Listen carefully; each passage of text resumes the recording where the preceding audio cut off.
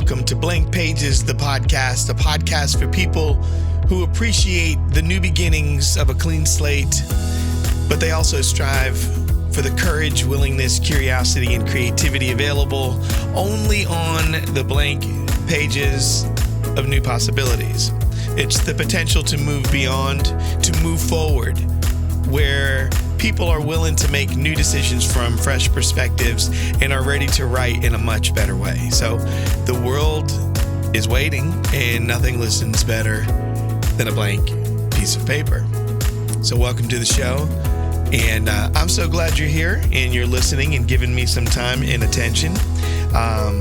I'm going to be doing a fun little topic today. It's just based off of something that my wife and I recently did, and to go see a comedian, and it was pretty cool.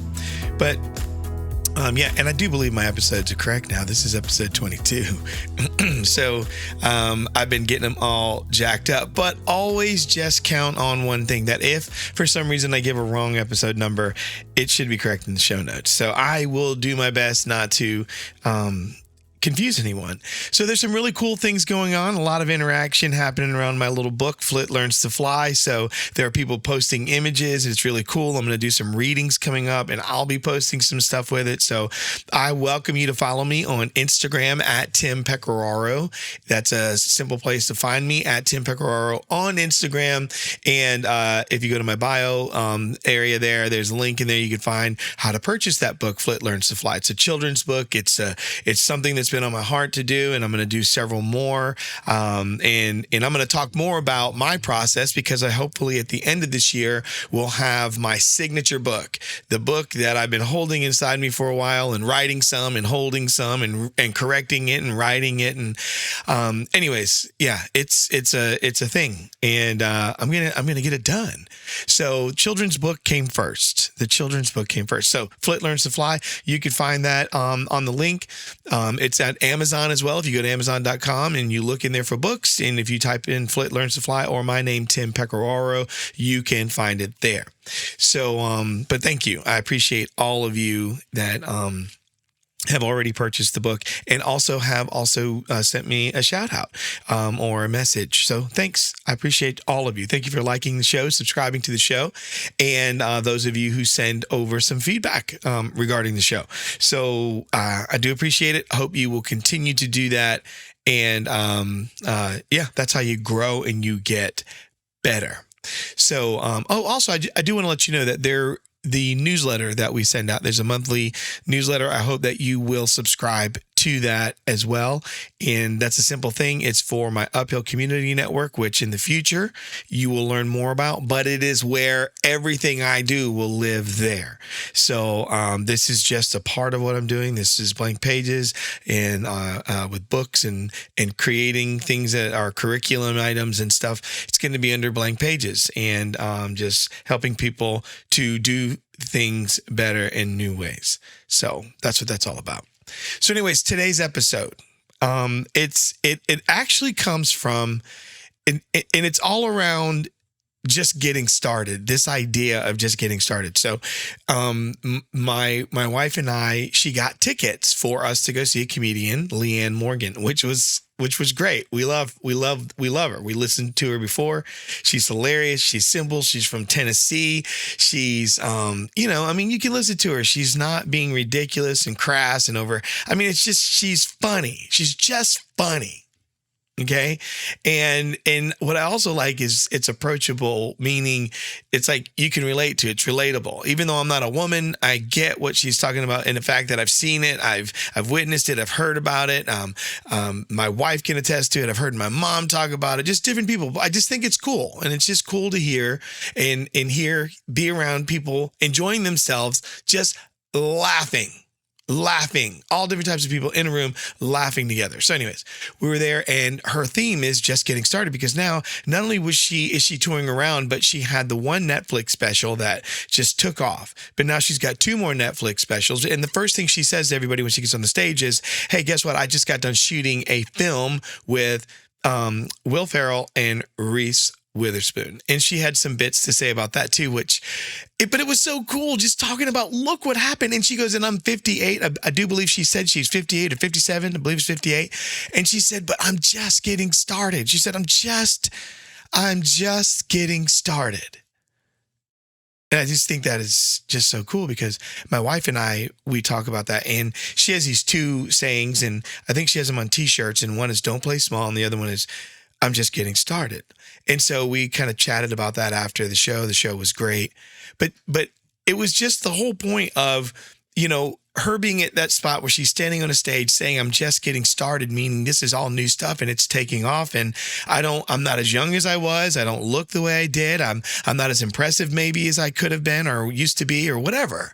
Like so many things are different, but instead I'm just getting started. And so around that, there were like 4 things around that, which are normal questions you should always ask is like, there's a what question, a why question, a when question, and how around this whole just getting started.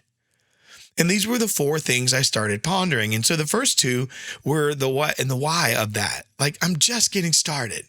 And I can understand that because here I am, I'm in my 50s, and my first book is not the book that I thought it would be, but it's a children's book. And there's other things I've adjusted in what I've done. I used to do a lot of one-off coaching things, and then I've done less of that, and I do more focused work with individuals who are affecting and leading more people. So I'm helping to coach the leaders and lead the leaders, and that's fun. And I still do some teamwork stuff, but that's even different. But then all of a sudden I stop doing certain things and then I start committing to others. And then because that's working, next thing you know, a door opens up and wow, look what happens. This turns into that. And it comes in such a natural way. It comes without a lot of, it just feels so natural. It feels so natural because it's tied to, I believe, these 4 types of questions that get you to that point. And that is, I want you to be able to say the what is it you desire? Like, here she is, this comedian that's just getting started. Here I am. I'm a leadership coach. I'm a person who loves to see people develop. I coach young people in sports, and I love to see people have great lives. I love to see people overcome tough things, and so all of that stuff is, it's so important to me, and I desire that at a deep level, because the reason I want to know what is that the thing that I desire is because when I answer that what question, it helps me determine what the cost is going to be, what it might be. Knowing if I want to do all of that, if I want to work, if I want to coach a sports team, what's the cost? If that desire is in there and I know it's really in there, and in my life, I'm tied to it, and I've been doing it, and all of a sudden the door opens up to where maybe the dream coaching opportunity pops open for coaching young people in sports, and then maybe I'm older, but it's like I'm just getting started. And it's because it's not that I just count the cost then, but I've been counting the cost. But then if I know it's there, and I know that's and the door opens and that opportunity comes, like with Leanne Morgan, she had Netflix. They say, you want to do 2 more? Is she ready? Does she know she's ready? She understands it's going to cost. She understood what it cost her to get there. Now, you could say, well, it should be easier because I'm here now. I've arrived. I'm not sure. I don't know that math always works that way. But there is a cost. So here's what I'm thinking, like, what is the cost? What is the thing I desire? What's the cost? So I want to ask that question because I want to know what is the thing I desire so much that I'll do it regardless of any conditions. How about that? Let's make it bigger. I will do this thing regardless. Like, that's huge. So it also, when I ask that question, it helps to know if it's simply just an idea. Am I in love with an idea? Is it just a thought or a feeling? Or is it truly something that's anchored? Like it's really anchored in, and it's specific maybe. It's anchored and so specific to a person or a thing. Like, or people, like it's your family, like you're so dedicated that way, or it's to helping someone, or maybe you want to adopt and bring them into your home. And so that is something you desire so much. What's the cost? And it's beyond just an idea of adopting. Or, maybe you're gonna you desire to do a service project, but I mean it's gonna be difficult. You have to rally people, and you're already working so much, and you're stressed, and like all these things, but you have to know, is it just an idea, or is this something that's really tied to a specific thing or a person, something that that it has value and it means something to you. It's important. So then when you get to that why and you ask that, now you want to get to that what, you want to ask this why side of it. So what is it you desire that you're willing to do regardless? Now you want to say, why does this even compel me? Like, why? Why do I come alive for this thing? Why is this task or this purpose or this possibility that's in front of me, why this and not anything else? Spend some time thinking about that, because there's fire in there. I mean, that's what gets a person to say, I'm going to go take the chance when I'm older to get out there. And I just got signed for two more specials. I mean, of course you could say, well, anyone would do that. It seems like that would be the obvious answer, but I'm not so convinced that anyone would say that it would be so easy just to do that. I mean, we all would like to say about ourselves that if you did something long enough, let's just say I'm doing blank pages long enough and it becomes successful, and I wanted it to be where it could be some sort of syndicated thing. And let's just say Netflix decided they wanted to pick it up and they go, Tim, you have a great voice and the things that you're sharing are amazing. And let's just say that is a goal of mine, that's something that I want to do. Awesome. And let's just say they pick it up, the door opens up and the future comes in. Am I going to naturally go, oh yeah, that's all I've been waiting for is my break? Yeah, inside of me, I believe, yes, that is what I want. But do I not also think right there behind it, standing behind me, ready to step into any moment of insecurity or pause that I may offer it, that voice that says, can you do another one? Are you going to do you have enough magic? Is there enough formula or potion? And like all these things, it's going to move me into spaces that are going to get me into unfamiliar territory. It's going to make me feel, well, it's going to be very familiar, but it's going to be unfamiliar in a sense that I don't want to be in this situation. I've been there, but I don't want to be moving away from what I've been doing, meaning I've been committing to doing the show. So what would change? And if I'm doing the show and they picked it up and they did one, and then they said they want to offer me two more, what would change? Is my desire still there? That's what I need to ask. Would I still do this regardless? I mean, why does it compel me? That's where you're getting into. When it's aligned and connected at a deep level, we have the potential to do extraordinary things. And that's what I want to ask that why compelling question for. I want to ask, so the what do I desire so much that I would do it regardless? And then why does this compel me? Why do I come alive? It's because I want to be able to connect at a deep level to something. Like for me, when it comes to transformational growth, I mean, I want to connect at such a deep level to where people, it's not that what someone says, it's not that what I say to them changes anything. It's just that what I say to them gives them enough things to think about, enough information, or not even information per se. It's not me just giving them information. It's enough in that situation to where through the engagement of questions and talking through their what and whys and all those things, and it unfolds. And a question is not just a simple question, but when you ask a question that's open-ended enough and you drill into where you're getting more specific, you open it up and then you can get more specific, and you open it up and you can get more specific. And that's where that beauty is. It's in them. It's in there. And so, but when you understand why it compels you, and you want that type of transformation in there, where a person finds the freedom and the power of their choice to make new and different decisions, and you get to be a part of that, that makes me like, that's the best. I don't think there's anything better. So there's what and why, and then there's when and how. So when do I go for it? That's the question. Like, when do I do this? When do I go in? When am I going to go all in? You go all in. I mean, you do it daily. Like, I believe to get your two more specials and to get a movie with Will Ferrell and Reese Witherspoon. And I mean, Leanne Morgan had to do the thing without thinking about Will Ferrell and Reese Witherspoon. So that's equal to me. I'm thinking to myself, I don't want to think about what other people have done. Now I hear her, I'm telling you her story. I think it's touching me. It inspires me. It's something like, man, that's what I would like. I would want to walk into it like that, but I want to walk into it just like what she's doing. She's clear on what, she's clear on why. She's clear on when. She's doing it daily in her daily activities. She was being humorous in her day-to-day. She was paying attention to her life.